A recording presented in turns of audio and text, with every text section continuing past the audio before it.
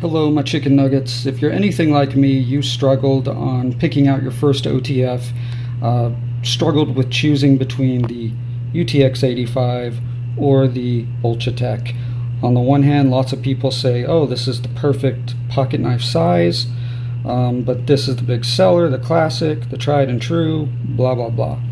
So which one do you go with? Well, I'm going to tell you up front, go with the Ultratech. And the reason is this, and here's the source of our confusion. Imagine the UTX-70s right here. Whenever there's three of something, we tend to think small, medium, large. But in fact, having handled these knives, it's much closer to, I imagine, extra small, small, and medium. And we probably all want a medium-sized knife. It's so slender, I guess depending on what sort of knives you usually use, you could even say it feels small. When I hold the UTX-85, small hands, look at the end of it there. It doesn't quite reach, or it just barely reaches the high part, the end of my hand. The result is it feels very insubstantial. It feels like it almost disappears in your hand. In fact, it doesn't even get near the high part of my hand down there if I hold it like this.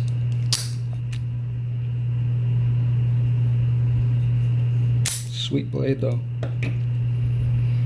On the other hand, look at the Ultratech.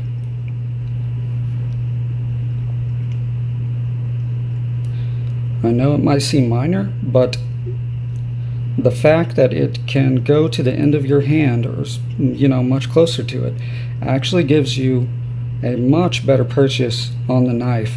It feels more substantial.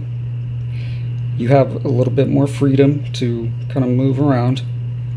This knife does not feel bulky at all. So while I love this little guy, when you're spending this sort of money, you want a feeling of something being substantive. And you have a real feeling of substance with the Ultratech, which some of us might not feel quite as much with a knife that kind of disappears in our hand like that. This is not a large knife. So yeah, go with the Ultratech, I say, and maybe for your second one, pick up the little boy here.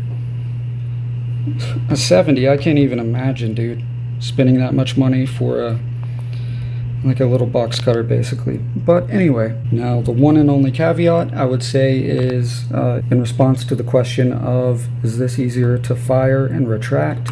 I would say yes. I would say it's in keeping with the 15% size scheme that they're going with here.